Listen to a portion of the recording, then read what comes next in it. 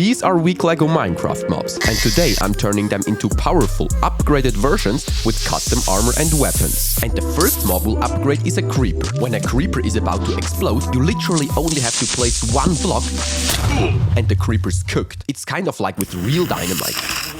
One explosion and it's over, but the more explosions you add,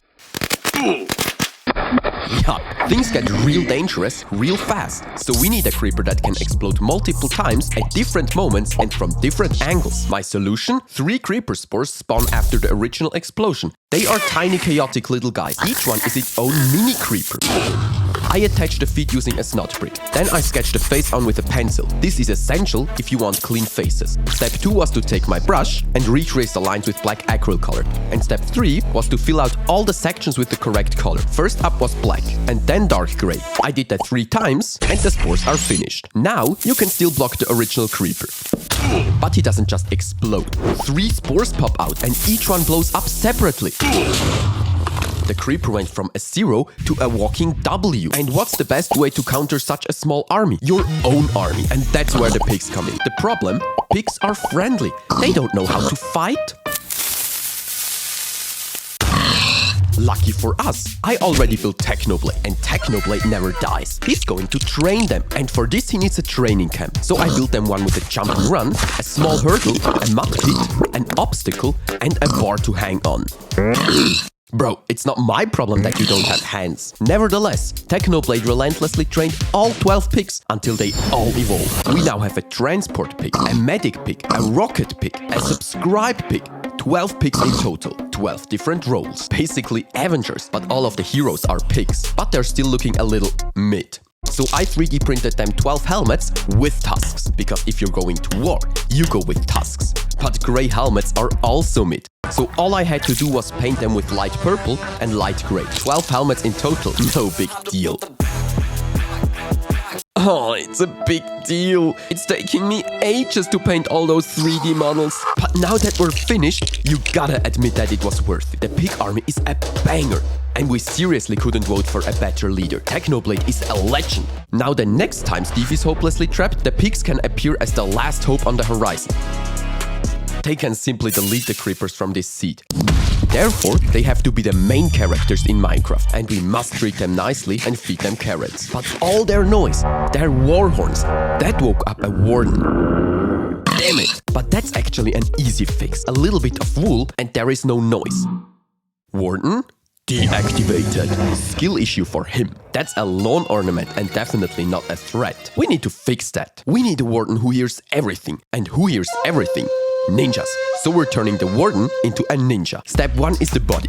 I know you think this looks trash, but it simply means we have the freedom to upgrade even more stuff. And step 1 is to make a sketch with a pencil. Step 2 is to retrace our sketch with red and grey. And I think you have to agree that this design is very menacing. Very, don't touch me. Especially with the classic Warden face, but in grey. Step 2 is to create his bandana. We'll place a 4x4 plate on top of some putty, so we have the right measurements. Then we'll place the putty on the Warden's chest and carefully cut it with a scalpel. We'll also take his arms and place the upper section on some FIMO, because we also want to create fire-looking shoulder pads. The spare FIMO we'll put together and reshape it. We'll create a few layers and put them on top of each other to create a rice head, because a wise ninja needs a rice head. But before I can paint the sculpted elements, all the parts have to go into the oven.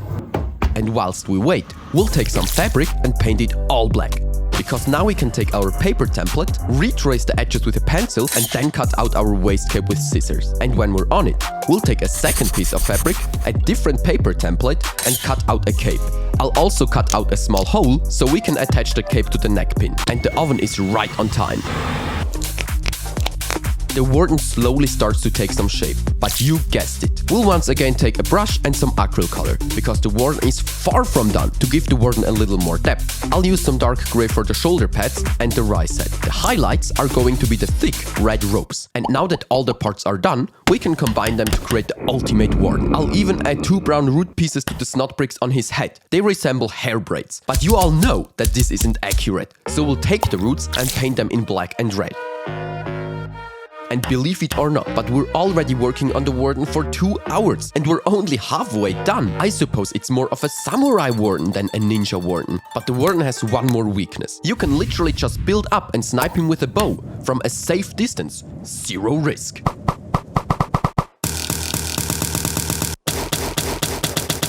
So I 3D printed him a shield. This one blocks 3000 arrows, but currently it isn't stylish. It's all gray, so I'll make it stylish by painting it. The basement will be black like the night. The highlights are the crystals, and they will once again be red. The edges I'll cover in 2 different shades of gray. And trust me, you don't want to be me right now. This takes so long.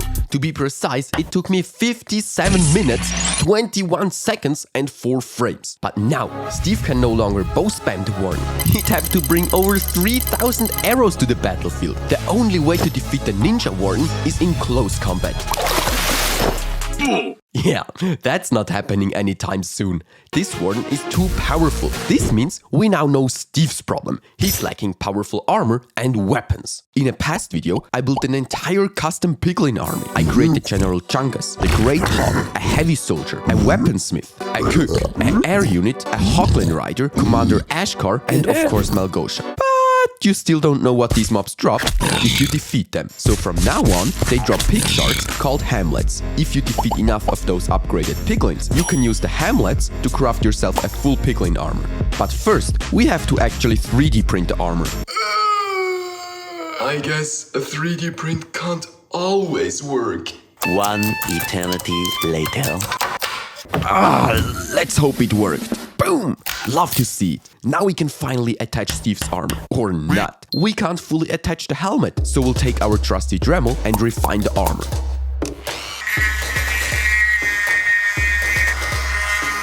Now, if we compare the refined version to the one before, we can clearly see the difference. This means we can place the helmet on our painting minifigure, take our brush and start the magic. First up, we'll cover the entire model in a white base layer. We gotta do this because our first real color is tan, and if we didn't add the white base layer, we'd see the gray beneath the tan, but that was the easy part. Now we'll paint the horns, and we have to be really quick here because we have to slightly mix these colors so we get a super cool color gradient. And we finish the first horn.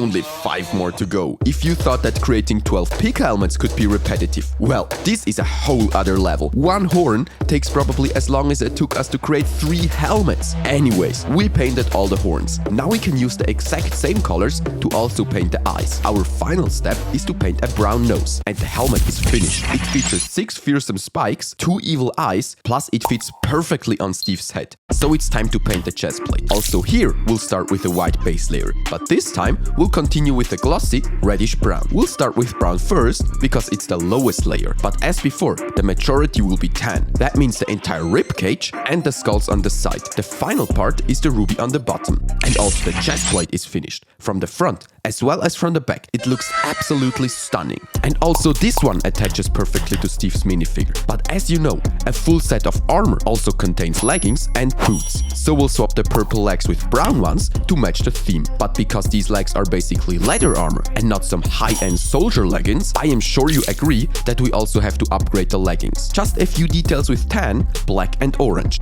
And the leggings perfectly match the theme. But this minifigure is only 80% complete. Our upgraded Steve also needs upgraded weapons. I mean, we can't let him fight the Warden with gold swords. What do you want to do against my 2 gold swords?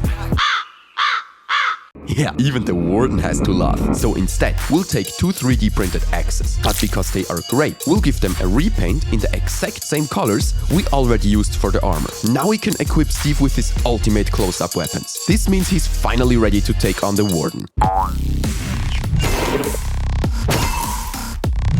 Easy win. Now even a wither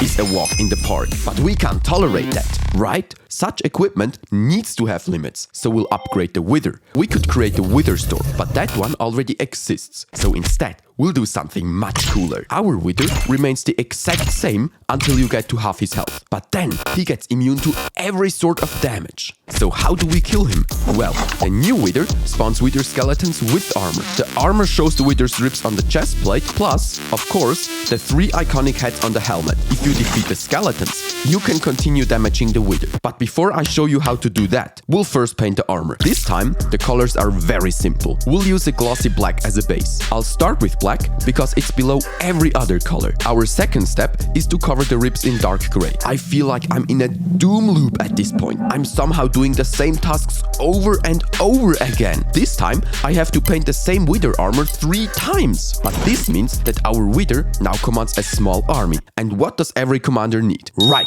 a crown. This one perfectly fits on the Wither's head. Also, this model will quickly cover in black and dark gray. The ruby in the center, however, will be white. The ruby commands the Wither skeletons, much like the Eye of Sauron commands the orcs. Now you surely think that these skeletons won't stop Steve.